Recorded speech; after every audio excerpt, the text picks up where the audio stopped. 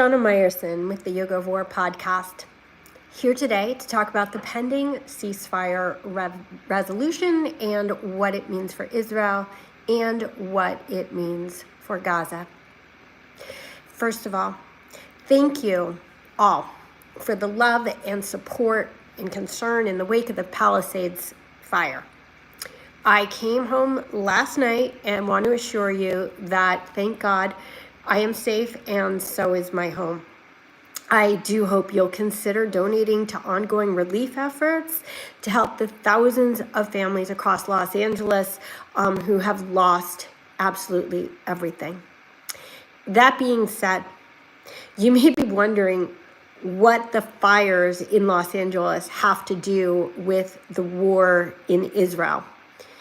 The easy answer is nothing. The fires in LA have nothing to do with the war in Israel.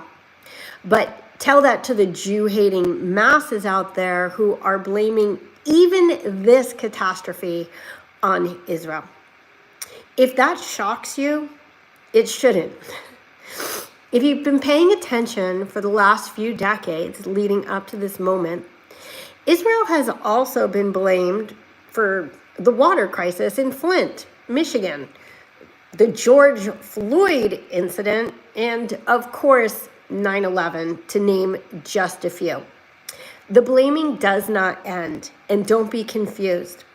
This is anti-Semitism, period, end of story, hard stop, and we're seeing that again today with the people online who are actually claiming that the fires in Los Angeles are Israel's fault.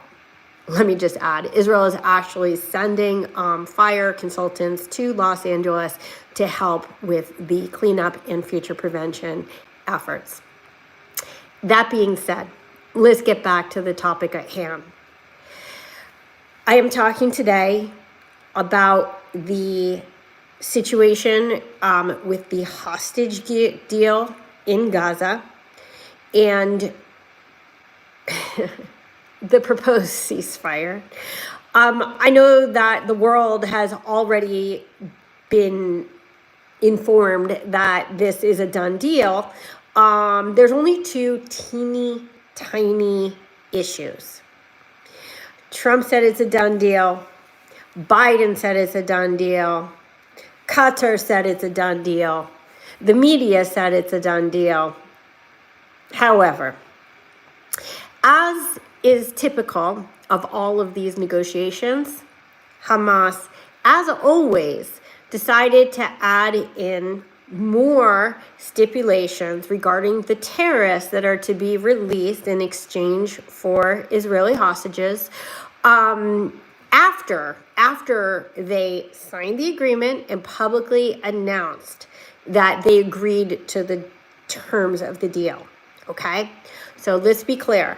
Hamas told the world yesterday that they agreed to the deal, and then they added additional terms having to do with how many prisoners would be released from Israeli prisons. Now, we've seen this happen over and over again, and because the Hamas playbook does not change, this is not the first conflict that we have seen this occurring. So let's be clear. This is all part of the Hamas playbook, and I am going to go into this deeper as we get into the segment. The second thing that's holding back this deal from actually being confirmed is the fact that Israel has not yet ratified the agreement. Now, they likely will finish the agreement. Originally, they were hoping to do it before Shabbat, which is Friday evening at sundown. But because Hamas threw this sort of wrench into the negotiations, that's been pushed back a day. So after the Israeli Security Council votes on this, there will be a full vote in Israel on Saturday evening after Shabbat, which means that originally hostages were meant to be released on Sunday, the first 3, but now it looks like that will be Monday. Interesting, right? Because Trump said that there will be all hell to pay if the hostages are not released before he comes into office. Now, he comes into office on Monday. I'm not sure if that means that they will have the hostage exchange literally minutes or hours before his inauguration. But also the threat was that the hostages would be released, implying that it would be all hostages, not just a handful of hostages, which is actually what's on the table right now. Right now, in phase one of the agreement, 33 hostages are meant to be released, at least 10 of which are known to be deceased. We don't really know the status of the other 23, but our thoughts and our prayers are that they are still living. So we'll get back to that as well. Now, I'm going to do my very best to unpack the broad terms of this agreement. It is a very intricate agreement with a lot of different stipulations. I'm just going to go over a few of the bigger ones and give my personal understanding of this very, very complex deal. The good and the bad.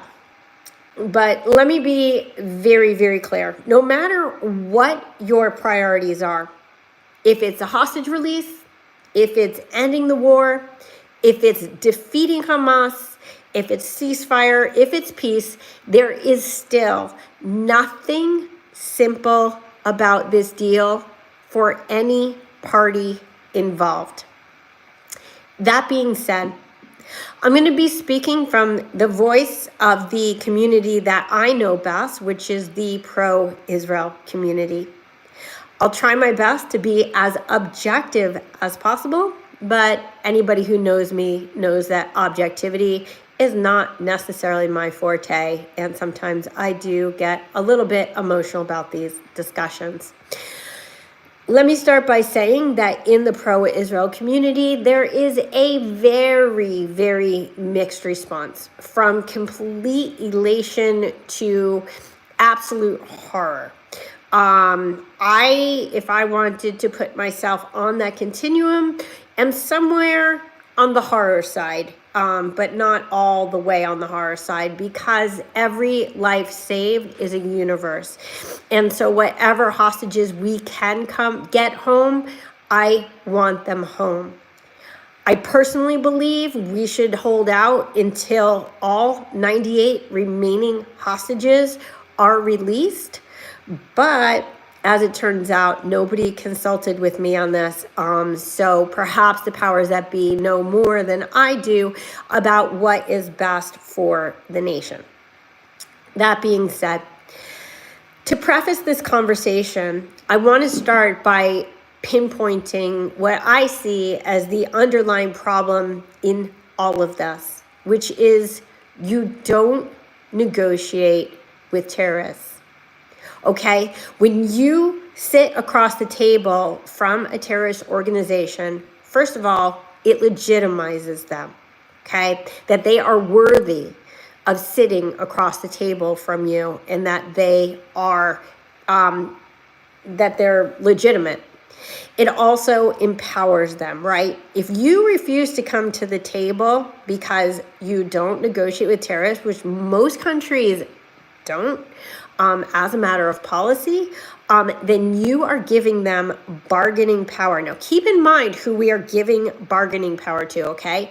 These are the Hamas terrorists who started this war with the massacre of October 7th, okay? Since then, so many people have forgotten about that incident and just chalk this up to a general war and wonder who's going to win, Hamas or Israel. Keep in mind that Hamas started this with the genocidal intent of destroying and killing as much of Israel and as many Israelis as possible. And so all concessions made by Israel are simply, in my opinion, a reward for terror. So the third reason why you don't want to negotiate with terrorists, and I'm sure there's more, I'm just naming three, is that it incentivizes them to inflict more terror. Okay? For anybody who knows, and by now probably everybody's heard of, if you didn't know it when it happened, the Gilad Shalit deal, wherein 1,027 Hamas prisoners, terrorists, were released from Israeli jail in exchange for one Israeli soldier that was being kept hostage in Gaza. Okay? As you all probably know by now, among those 1,027 terrorists was this guy called Yahya Sinwar. Okay? You might know him as the mastermind of the October 7th massacre. What you may or may not know is that Israel actually saved his life while he was in Israeli prison because he got a brain tumor, cancer, and Israel treated him and saved his life. I want you to contrast that with what Hamas does with its hostages, who, by the way, are innocent civilians. Its preferred methodology is to just kill them. And I think enough people are not really connecting those dots. Everybody's saying, oh, well, these really hostages may be alive, they may not be alive, as if that is the beginning or the end of the story. It's not. It's not. The fact that this is the way that Hamas deals with hostages, and by the way, Israel does not take hostages, okay? This exchange is between things like babies and terrorists. There's one terrorist who's going to be released who murdered an entire family in their home. So let's be honest about what this exchange deal is really about. So going back to the incentivization, if Hamas knows that for every Israeli person that they kidnap, they can get hundreds or thousands of criminals, of terrorists back and released, well, then they're going to take it.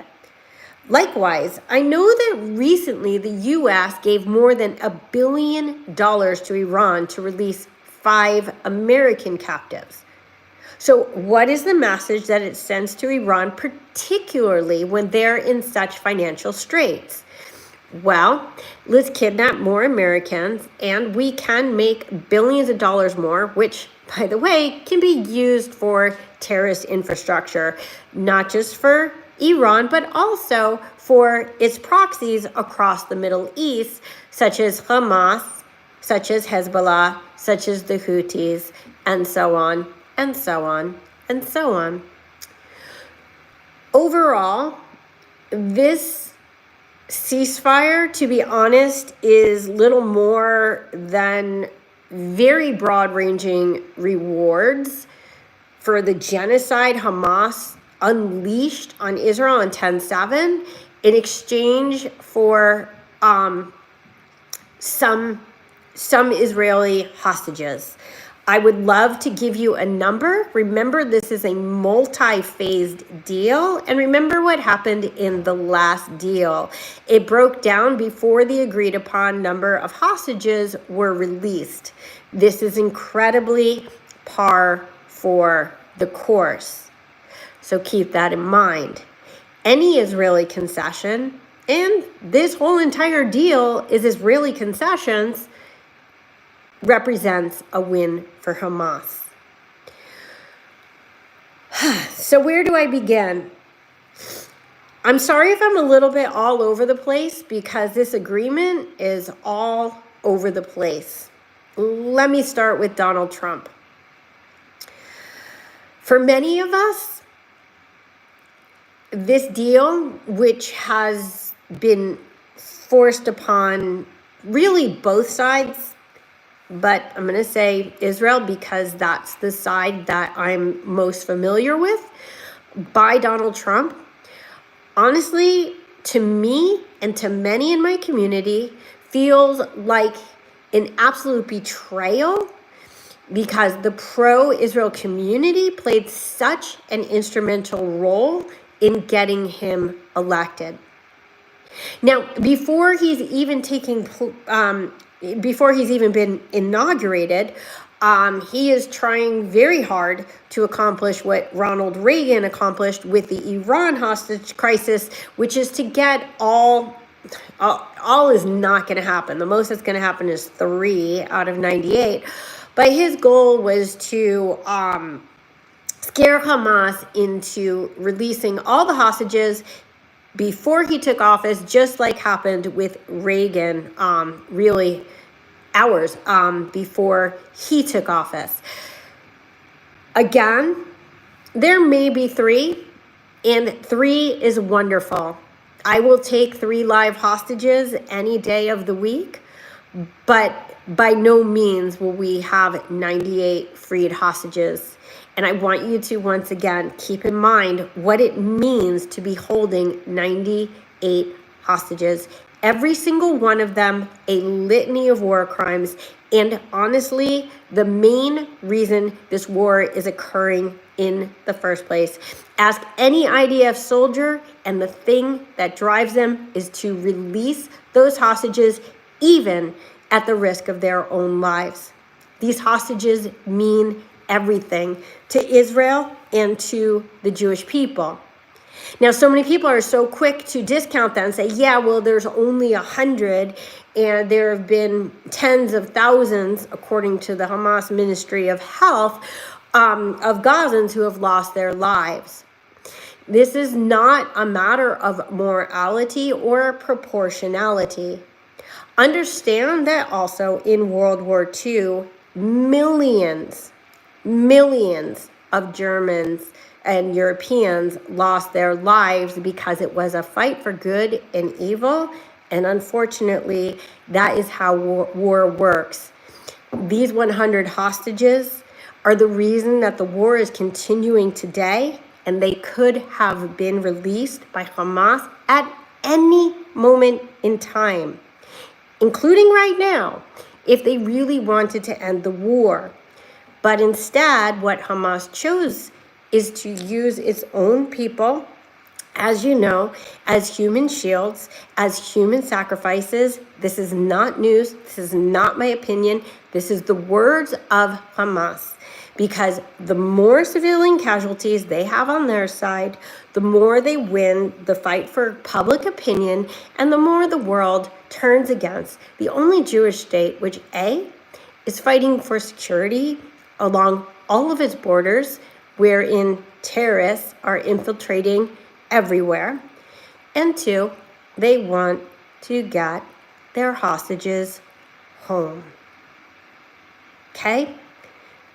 These are hundreds or thousands of people in these hostage families who for, I think it's 472 days now, have had no idea if their loved ones are alive, dead, sick, well, anything. They don't know anything. Can you imagine? Can you imagine the torture? So getting back to Donald Trump, for those of you who don't know, he put pressure on both Hamas and on Israel and said that this deal must be completed before he comes to office on Monday. Now, I know Joe Biden wants to take credit for this deal. I'm not sure I would want to take credit for this deal if I were he, but that's what he has chosen to do. And granted, he has provided the framework. He definitely did play that role. This framework has been in place for more than half a year. And as you've heard Blinken say recently, this was Hamas that kept rejecting it and holding back the negotiations. Anybody could say anything they want about this just being the right time for a ceasefire, or that Israel has finally applied enough pressure, or Hamas has taken enough losses. Let's be honest. This is the Trump effect, period.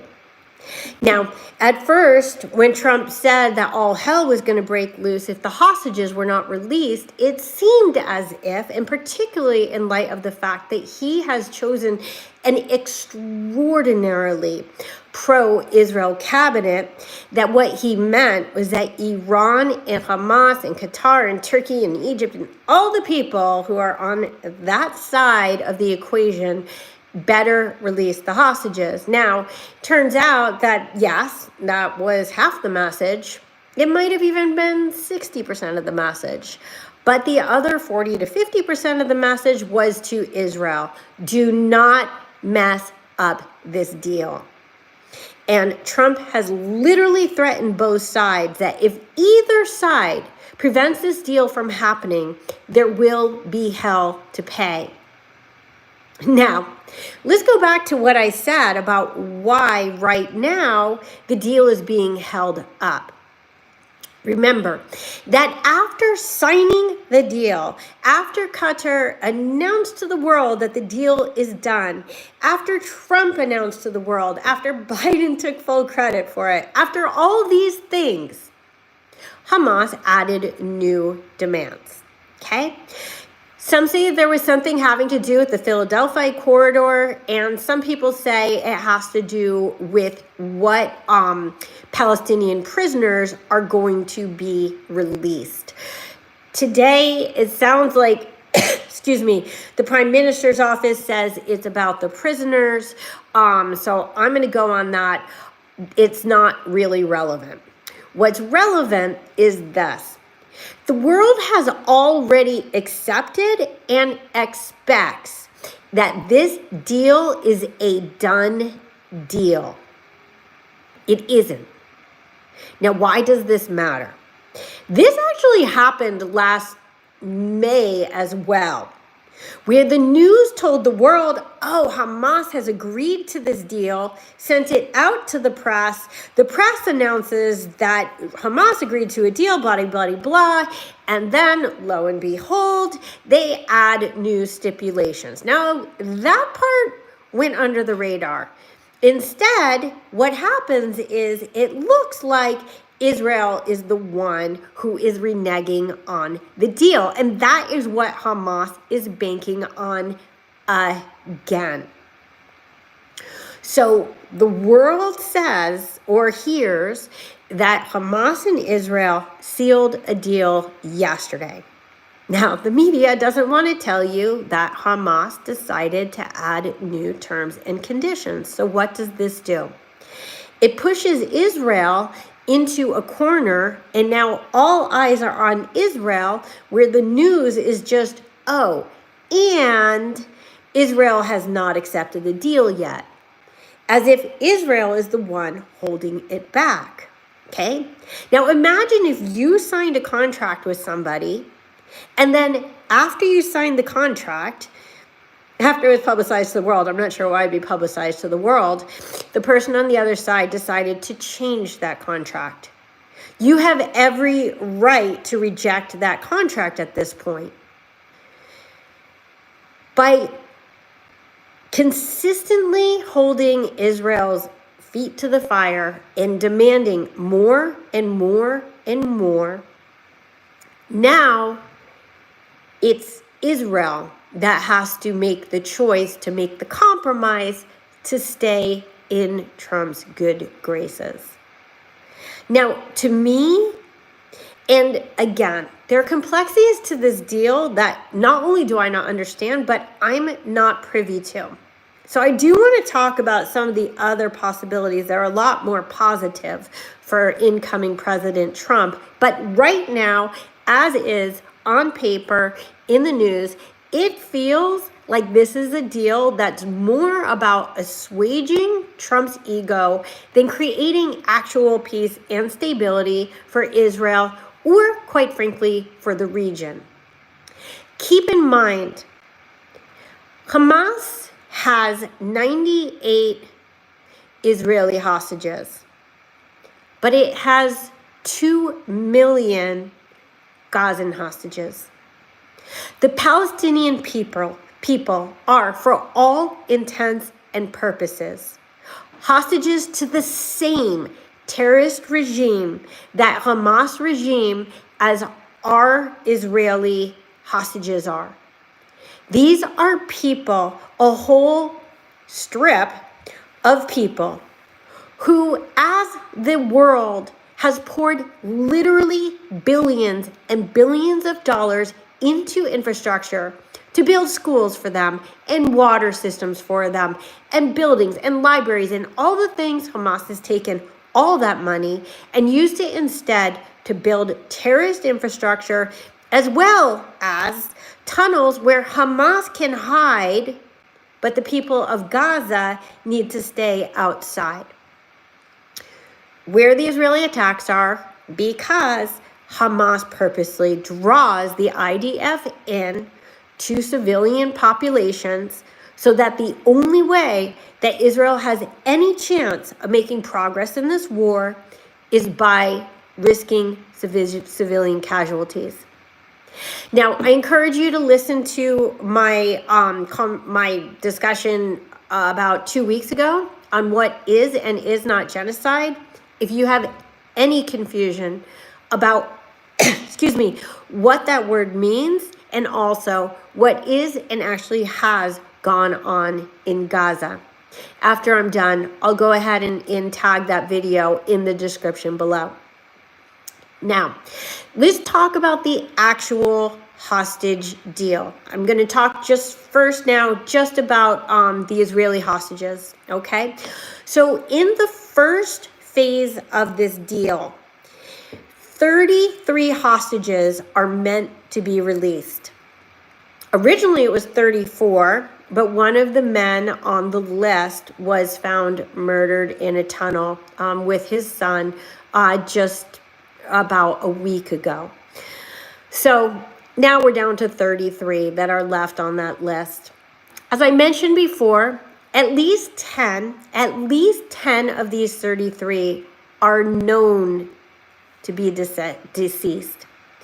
Now, who is on this list? The Bibas children are on the list. Last week or this week, boy, every day these days feels like a year. It was announced that the Bibas children would be released on the first day. Today, it sounds as if that has changed, and now 3 females will be released instead. Now, again, I welcome the release of every single hostage, man, woman, or child. However, keep in mind that in the last hostage exchange, which was in November of 2023, okay, more than a year ago, the Bibas children were meant to be in that exchange as well. And Hamas wound up reneging on their part of the deal. We are all of humanity praying for the safe release of the Bibas children. So, the Bibas children, women, elderly, well, they call it elderly. It's over 50. I'm over 50. So, anyway, elderly, and the sick are in this list of the first 33. There's some contention about at least one or more of the people on the list who are male of IDF age, okay? So soldiers or not soldiers, there is some challenge with Hamas agreeing to their being on the list. Now, keep in mind that there is tremendous psychological warfare being played once again by Hamas by not telling us who will be released, when they will be released, or whether they are even alive.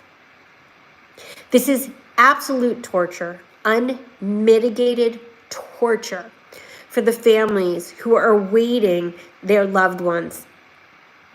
Now, when I think back to the complete and utter joy when the hostage deal occurred last November, watching each of these hostages, particularly the children, being released to their parents, it's so overwhelming. And there is nothing that I would not do to see that for all 98 hostages. The fact that at least 30 will be returning in body bags. I'm not sure if the families know which ones those are. The public certainly does not know. Is unbelievably, it's nauseating. I don't know another word for it. And I'm not even a hostage family. I cannot imagine what these waiting families are going through. And also this Schindler's List concept of like picking who will live and who will die, who will be released and who will stay in Gaza. And it's just as happy is not the word. There aren't words that exist. As we all will be for every hostage who is released alive. The complete and utter soul-shattering heartbreak for those who are left behind is unbearable. What do you do when you're a hostage family of a IDF-aged young man who is in captivity, who you know may literally never get out of Gaza? Do you fight for any hostages released at any price, as some people are fighting for? Or do you fight that we continue a maximum pressure campaign until Hamas agrees to release all 98? I hate to keep saying this, alive or dead, but those who are alive can come home and be healed, and those who have been murdered can have a proper burial. So, of the 33 that will be coming home in these first, so phase 1 is 6 weeks long, okay, 42 days, and it's just going to be a slow drip of hostages. The first day, so far as I understand it, 3 will come home. The second day, 4 will come home, and then that leaves 26 for the next 5 weeks, which will be about 5 a week at whatever trickle or pace that winds up being. And after which there'll be further negotiations in phase 2 to supposedly get the rest of the hostages released, and then in phase 3, or sorry, I should say phase 2, the rest of the living hostages released, and then in phase 3 to get excuse me, the remains of those who have perished. Now that might sound really great, like you're like, okay, great, by phase 3 every single hostage is home. That's assuming that we get to phase 3, because history has shown us that Hamas cannot get that far. And keep in mind that the hostages are their only bargaining chip. And quite frankly, the only thing that has stopped Hamas from being completely annihilated and their tunnels from being completely destroyed is that the IDF is taking all possible pains to ensure that they do not have hostages as civilian casualties. My fears for the Bibas family, the family that I think we're all holding out for and praying for. Now, if you're not familiar with the Bibas family, Kafir, the baby, is going to be 2 on Saturday in 2 days. He was abducted when he was 9 months old.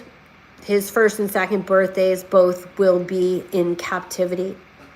His older brother, Ariel, is 5. They are the only 2 children left in Gaza.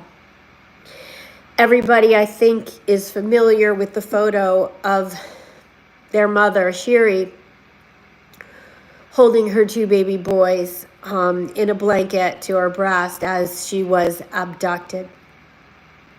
Her husband, Yarden, was kidnapped separately. He is not with the rest of his family. For what it's worth, before this family was abducted, Shiri's parents were murdered in front of her, and Hamas even slaughtered the family dog. This is the face of pure evil. There's no other word for it. Now, in November of 2023, about a month and a half after the war started, if you consider October 7th the start of the war, Hamas claimed that Shiri, Ariel, and Kfir were killed. Now, there's been no proof that this is the truth. There's been no evidence, but there has also been no proof of life. Israel is going on the hope that it was just more psychological warfare, because Hamas took it one step further. They did not just tell the public that Shiri, Ariel, and Kfir had been murdered, but also they told it to Yarden, Shiri's husband and the boy's father, on camera, so that they could watch him break down. The psychological torture to him and to the whole family is excruciating. My worry, personally, is that Shiri, Ariel, and Kfir, and Yarden will all be returned to Israel, but only Yarden will be alive. There have been certain indications, I think accidental, online, by people in the know, that perhaps this news about Shiri and Ariel and Kfir is in fact true. I can't imagine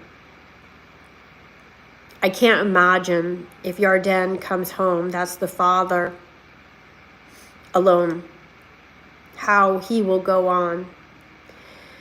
The one thing that has struck me so deeply about all the photos and videos of the Bibas family that have been all over the internet is how much love and joy this family had.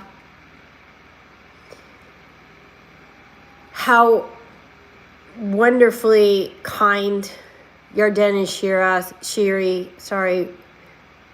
are, and how much they absolutely love their children more than life itself. Even in the hostage photos, both Shiri and Yarden are holding a baby. So many prayers for the Bibas family. Perhaps all four will come home alive. They are all four on this first phase list. That would be amazing. Also on the list, among many others, are Shlomo Mansour, who is the oldest captive, who at 86 years old poses a threat to exactly no one. By day 475, he will still be in captivity. Now, just to make this more excruciating and to just point out how much this deal favors and coddles Hamas. Hamas actually is not going to even release a list of who is alive or dead in their captivity until day 7. Which means Israel may be signing this agreement, God forbid, with 0 live hostages. We do not know.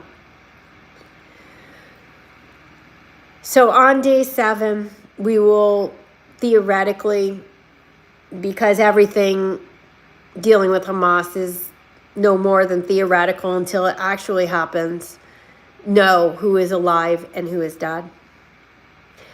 Now, then what? Assuming that all 33 hostages are released, this is going to be in exchange for the number, again, I've seen different numbers, somewhere in the vicinity of 1,300 Hamas terrorists. Okay, this is just the first phase.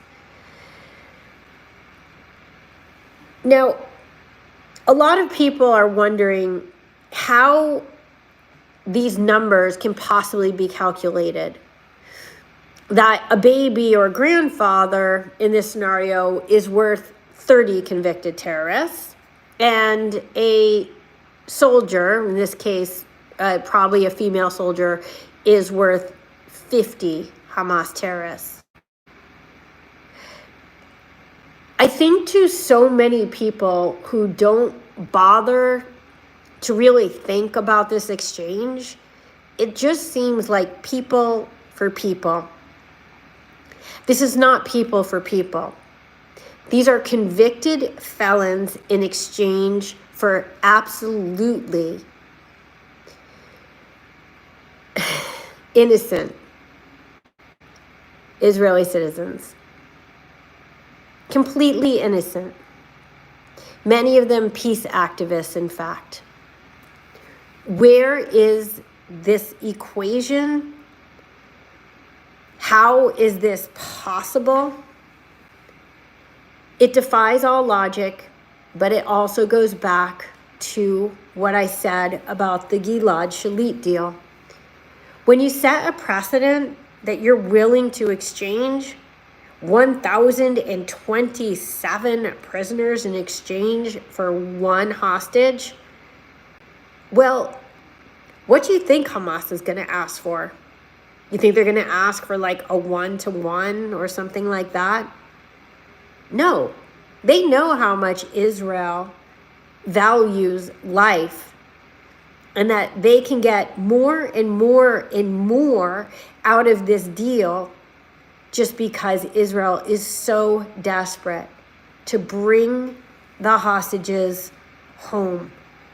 Now, again, there's a lot of controversy about at what cost, because the cost could be absolutely tremendous. Again, the cost of the Gilad Shalit deal was October 7th. Sinwar came out in that deal and went back to Gaza to mastermind this massacre. I could say not only the people who were killed and maimed in all the things, I can't say all the words or I get banned on YouTube, on October 7th and since then, but also the soldiers, all the families, and yes, the people of Gaza. All of these are casualties indirectly of the Gilad Shalit deal. So what happens? What happens when all these hardened terrorists, many of whom not only have blood on their hands, but are serving life sentences, just get returned? This is very complex. This is not just person for person. And by the way, when they talk about children in Israeli prisons, what they're talking about is teenage terrorists. Now, just because you're under 18, it doesn't make you an innocent civilian if you stab someone to death or shoot them or run them over with a car. So this is not just children for children.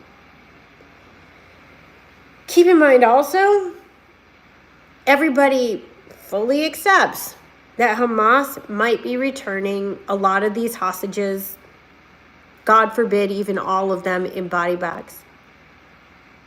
And yet, the prisoners in Israeli jails the convicted felons, who actually deserve in many cases to be executed or subject to a death penalty, will all be returned by Israel alive.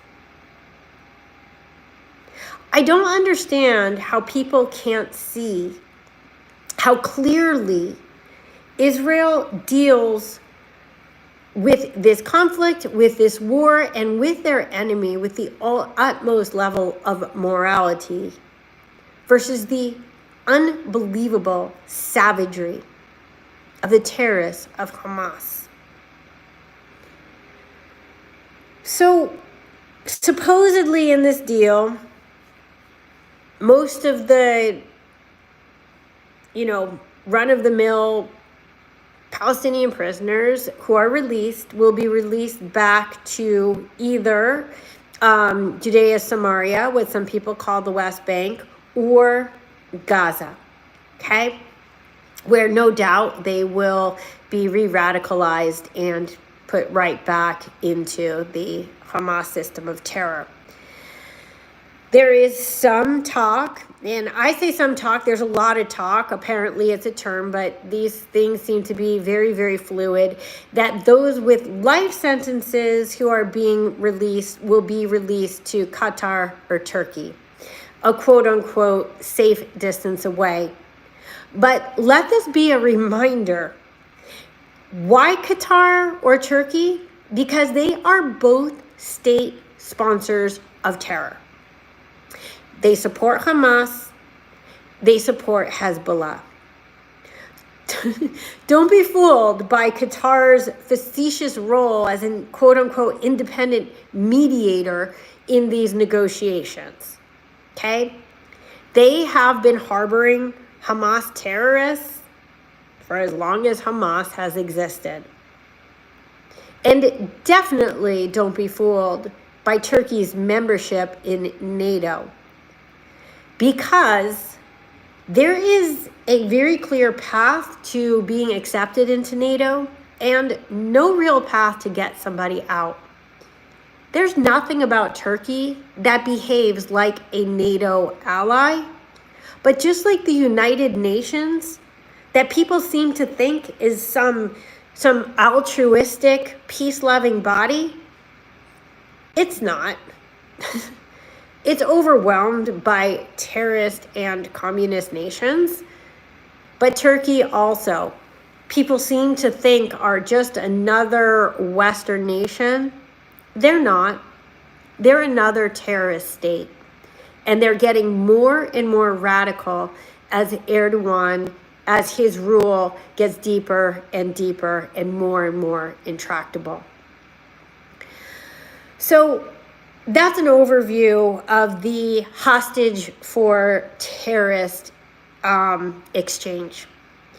Now, another aspect that's very troubling of this deal is that under this deal, in the first phase, 1 million Gazans are going to be allowed to return to the north. Okay? Remember that northern Gaza is where all of this 10/7 occurred and where the primary Hamas headquarters was. And so they evacuated that area in the beginning of the war, and now they're just going to let everybody go back. Okay?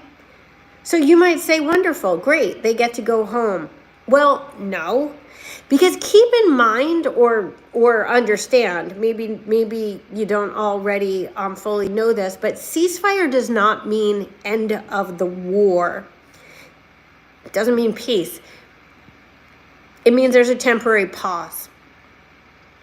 However, with 1 million Gazans returning to the north, it will be a de facto end of the war, because it will be nearly impossible for Israel to restart the war if they decide to do it the way that they have all along, which is to minimize all civilian casualties by evacuating all the people first. I don't, and most people don't see, the IDF actually re-evacuating 1 million people. As it is, people will be able to go back on foot, unchecked, so whatever they can carry. To me, this is still a problem because you can carry all sorts of things, including guns and mines and all sorts of armaments, but whatever. And that supposedly the cars will have to be checked. The chances that Hamas operatives will not flood in with the general populace are quite slim. Now, Israel does have some amazing facial recognition software and procedures.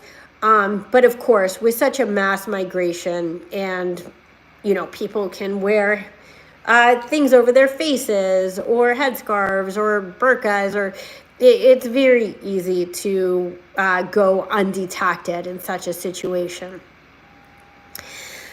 As you may have heard as well, when it comes to Israel's presence in Gaza, Hamas also wants Israel to vacate the Philadelphia corridor. Some people said this was the last-minute stipulation that Hamas added after signing the agreement. Some people said it has to do with what prisoners are going to be getting out. But either way, we do know that this is ultimately a demand to end the war. Now, if you don't know where the Philadelphia corridor is, some people call it the Philadelphia. It is basically the southern border on Gaza, which is the border between Gaza and Egypt. So Egypt, in theory, patrols the Egyptian side of this border. Up until 10/7, Hamas patrolled the Gaza side of the border. Now, it sounds quite reasonable, doesn't it? If Egypt is taking care of their side of the street, that Israel should not worry and just vacate and let whoever, probably not Hamas, but whoever takes over Gaza, take care of their side of the street.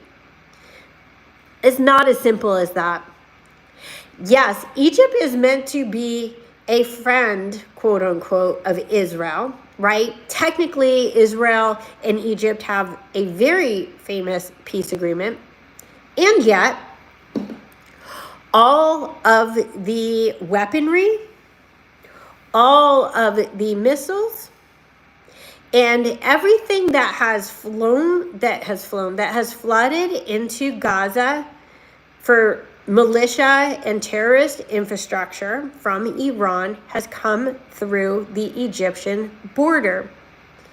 Now, you can easily say, oh, well, clearly that was smuggled in and Egypt did not know about it. That sounds reasonable, doesn't it? Oh, but wait, there's hundreds of terrorist tunnels also dug from Gaza right into Egypt? Right under Egypt's eyes? Of course, Egypt knew that those tunnels were there for smuggling, and ultimately they facilitated this.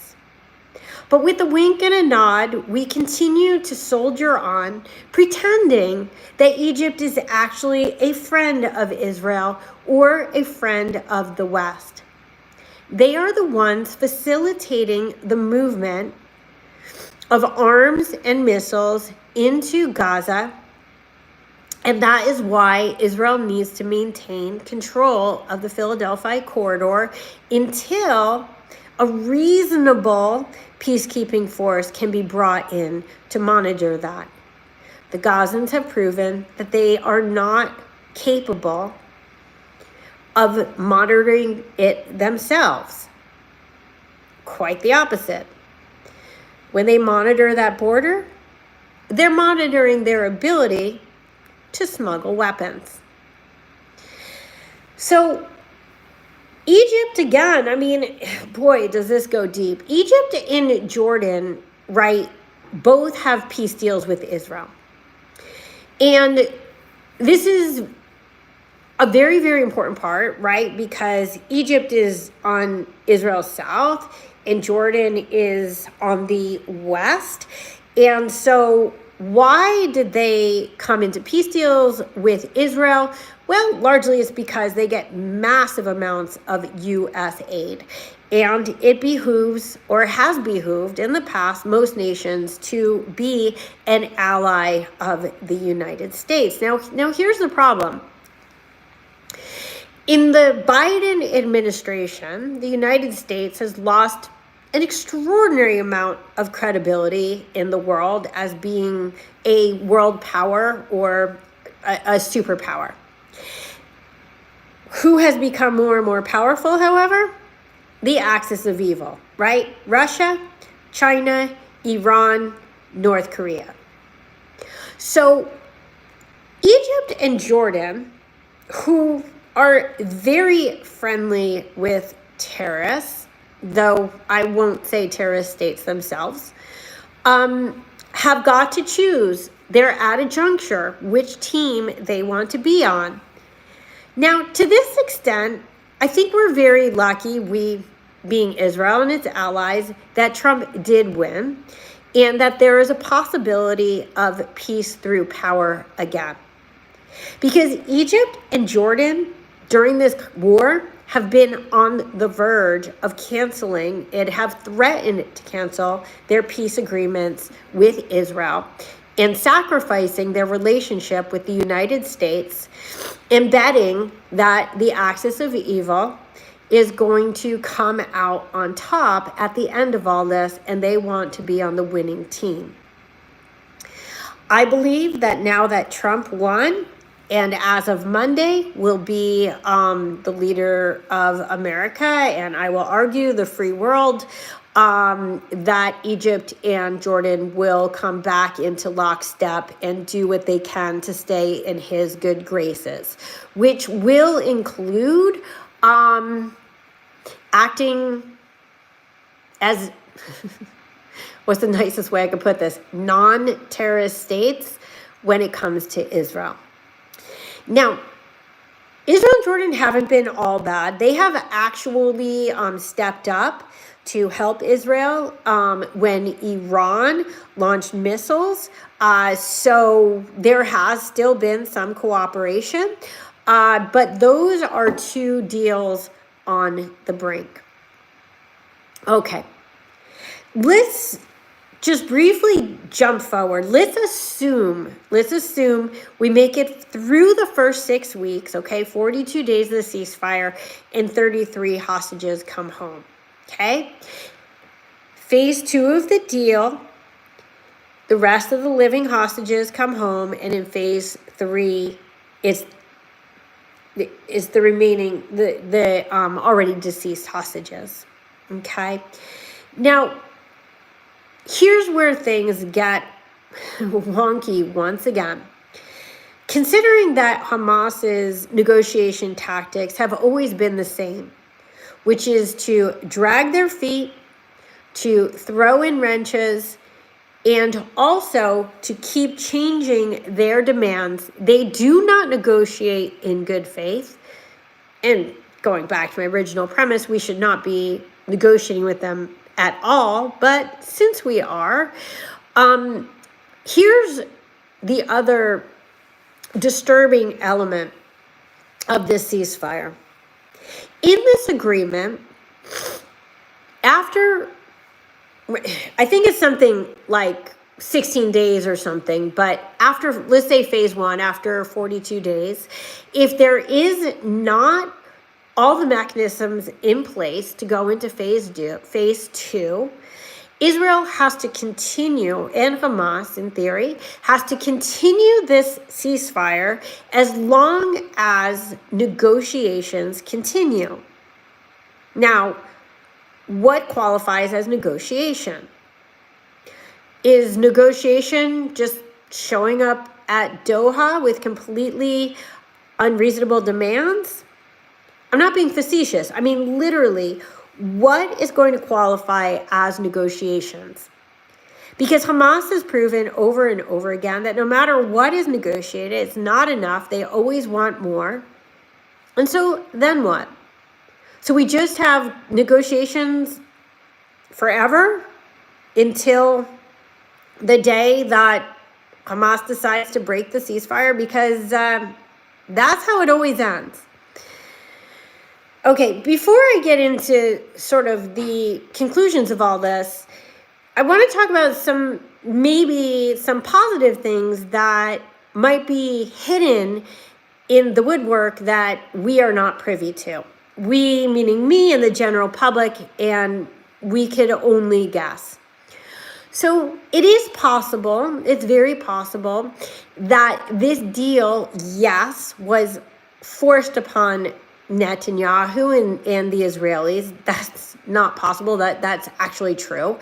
But it is possible that what we don't see is that it also comes with some sort of back-end guarantees from Trump.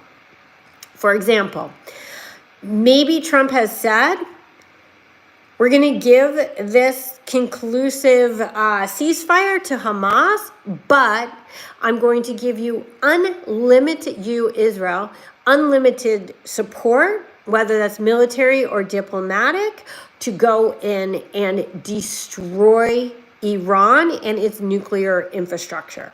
Okay. Now, when I say military support, keep in mind, I don't mean boots on the ground. I just mean the bombs and the equipment that Israel will need to go in and unseat the Iranian regime. That is very, very likely.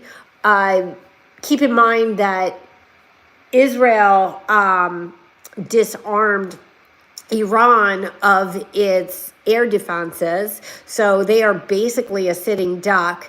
So if Israel wants to go in, or wanted to go in the months past, they could and could have, once again, the extraordinary restraint that Israel has shown in this war against the terrorists, really, of Iran has been remarkable, bordering on ridiculous.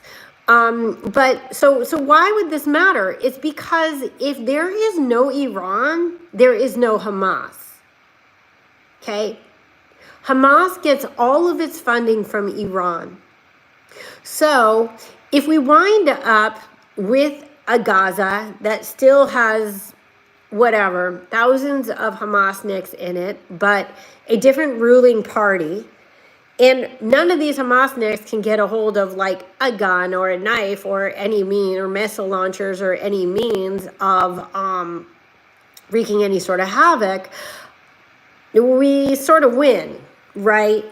So that might be one option. But keep in mind that once again, if this option is in fact what is going to occur, that U.S. will give the full support to Israel to go in and destroy the Iranian nuclear structure, and also hopefully to unseat the mullahs. Once again, this is leaving it up to the teeny tiny Jewish state to do the dirty work for the entire free world, just like this whole war. Just like this whole war. And you know what happens? Israel fights the war on terror for the West, and then they get relentlessly vilified by the West and the rest of the world for doing it. The very people that Israel is protecting are the very people who have undermined them on the world stage.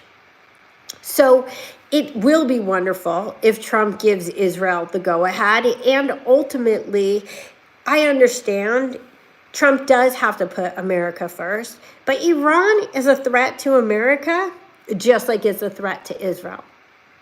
Iran's favorite chant is death to Israel, death to America.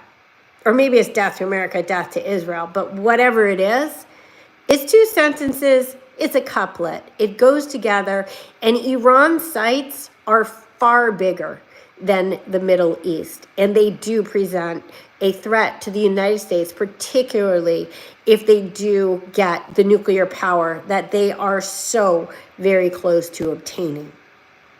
Now, right now in Gaza, the Palestinians are not only claiming victory in this war, but they're already promising the next 10/7.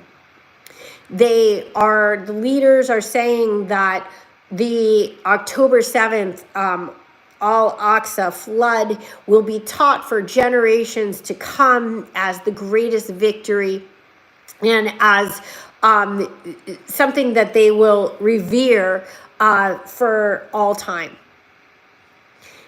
They have no shame about the terror that they unleashed and the horrifying, inhumane, animalistic, savage carnage that they unfurled on Israel that day.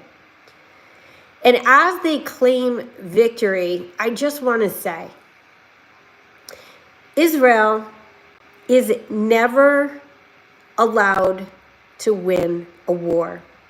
They are the only nation that every war, which has always been a defensive war, the world steps in and says, no, maybe you could get back to the status quo, but we are not going to let you do what it takes to actually win.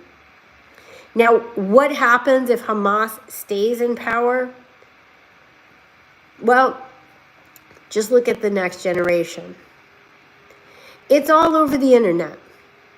Palestinian kids and teens celebrating in the streets and calling for death to all Jews. Not that they're so happy that the war is over and that they can be safe again, but they're happy that they live to see the day that hopefully they will be able to massacre Jews again. The celebrations over this deal in Israel are celebrations in hopes of live hostages coming home and in hopes of peace. There's a stark difference here, and it is a difference between good and evil.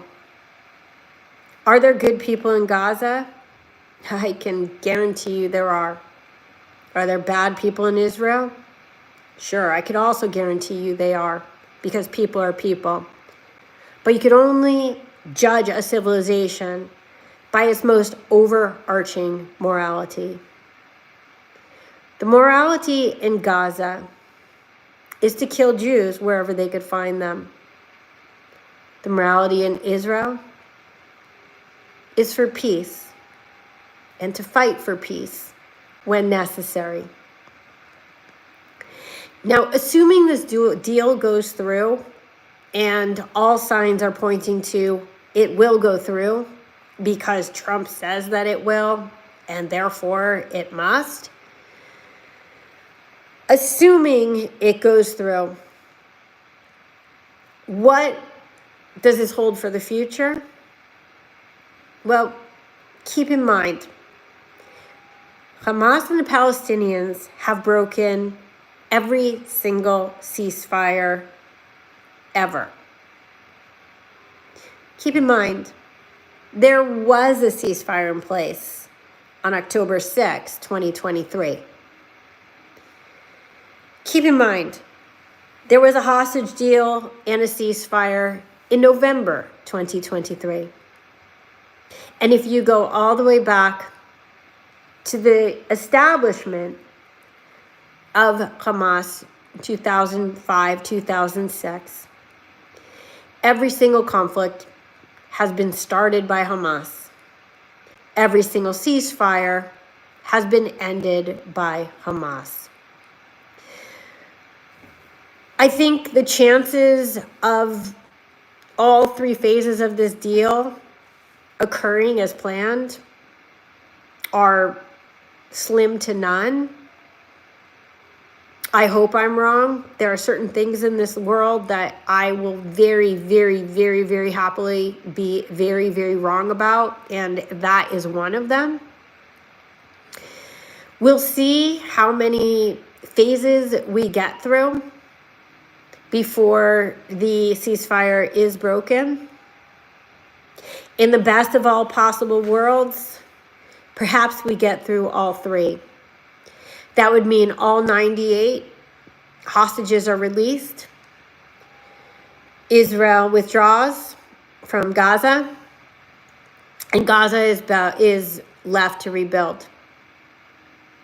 In a perfect world, they use the billions of dollars this time not for terrorist infrastructure, but for human infrastructure. In a perfect world, a demilitarized Gaza can actually join. It sounds funny. I'm talking about a perfect world here. The Abraham Accords someday.